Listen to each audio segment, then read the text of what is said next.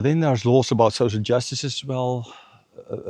A virgin being seduced, remember, a virgin, bride price, very important, shows a husband can take care of. It's not just getting married, going to Vegas overnight, seeing a nice girl or a nice guy, going to a chapel there. Again, I've not been to Las Vegas. I just like what I've seen in movies. Maybe I hope at least it's not fake news. But I kind of read it as well that there's this chapel you can kind of get married. You're drunk going to get married the next day. This giving a bride price stops this from happening. You need to show that you can be trusted. You can work hard. You can make money. You can provide for your family.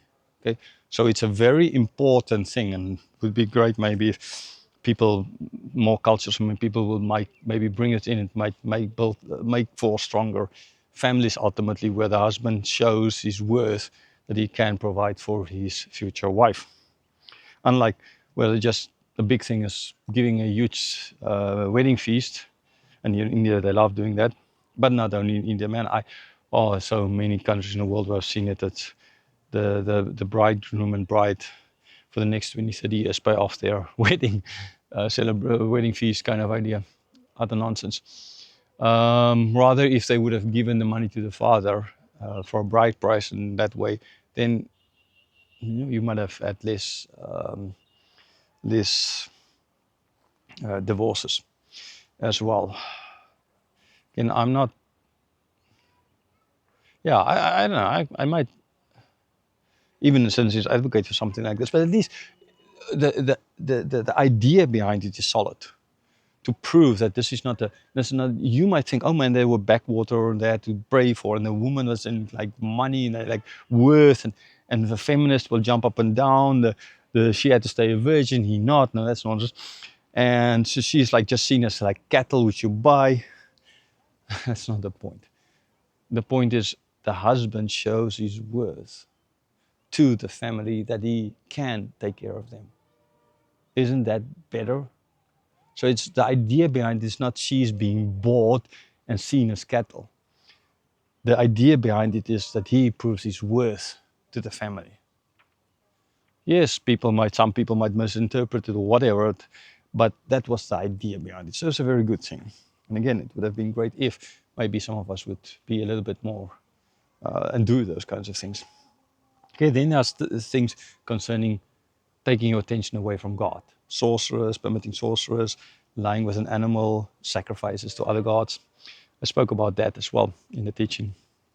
God needs to be the only focus. Okay, you must not have anything in your culture ultimately or in your religion. No, not in the culture, because religion is not culture. It ought not to be. Religion, Christianity, and ought to stand above culture.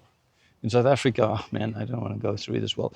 We became Afrikaner Christians, where our belief in God, our Calvinistic beliefs, Reformed beliefs became the essence of, yeah, it had good things like working hard and stuff like that,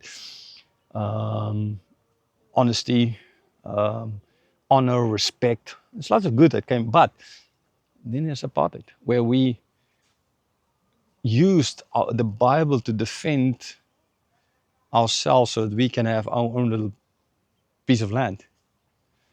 And maybe it would have still been defendable if at least we didn't try to take most of it as a minority and give just a little bit to the others. Maybe the idea what they're doing in Iran is maybe a better kind of concept. You take more depending on your numbers, kind of. But we did so wrong there. There's no way that is going to be justified in any way at all, ever. But we justified it from the Word of God, and we preached it from the pulpits. And so long we believed it, and we did it. It's because again, like I said earlier, that our Christianity became, our culture overshot our Christianity. It became the important part. And we used that as justification for doing anything wrong. You can never do the wrong or use the Bible to defend the wrong because you're afraid to lose everything. No. So here, right, lying with animal sacrifices. God needs to be the only God. That is with your focus. And it stands above the culture. In their case, religion was the culture. They were servants of God first and foremost, and after that, Jews. That is what defined them. For the church, there are so many different cultures. We don't find our definition in our culture. We find it in the Word of God. There is our essence. There is who we are. Christians, first and foremost. So the focus in these verses we show that you must not have anything that takes away, not your culture, not your sports stars, rugby, the Springboks playing against Ireland this weekend, not your football stars, right? Not your musicians, not your, none of those things need to, your belongings, gold, whatever. None of these things, your brains, your heart, your emotions, none of these things need to stand above or take you away from ultimately God. You need to depend on God in everything, always. That is a very important, very, very super important thing, ultimately. All of these things as well comes from the 10 words, the Decalogue, right? Hark us back to this idea of this God, this is a jealous God. God's the one who let him out, must now have no other gods before him. That is being addressed here. So God need not be an afterthought, a tool to manipulate people, a tool to get what we want. Prosperity gospel or cultural gospel or nationalism, right? It's easy to see, I thought the other day, it's easy to see or to speak out against this, not freedom, prosperity gospel, I spoke not a lot, but the other one where Jesus is seen as the one who sets you free from an earthly oppressor kind of idea. I forgot now the word for that, sorry. Brain. Yeah, sometimes I need to maybe make a little list of all these kinds of names not to forget. But I mean, I've mentioned in other videos before. Liberation gospel, there it is. If you just think long enough, then it will come to me. Liberation gospel. It's easy to speak out those things because we, especially in the right, conservative. I'm not saying the right, conservative people, we can easily see they're wrong.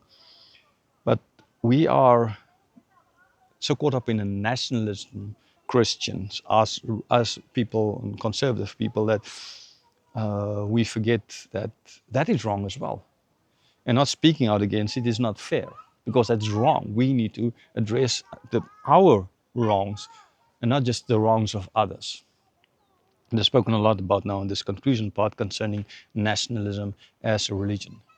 So we can't use God, he's now my Afrikaner God, and therefore I can justify apartheid or something like that, or he's an American God, or he's an Indian God, or any kind of God. We can't use it because it's going to be wrong.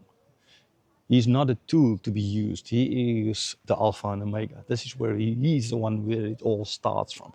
On him alone we need to trust. We mustn't run to the stars to ask them what to do. We mustn't run to the pastor to ask them what to do. There's nothing wrong with asking pastors for advice, but he's not God. Right?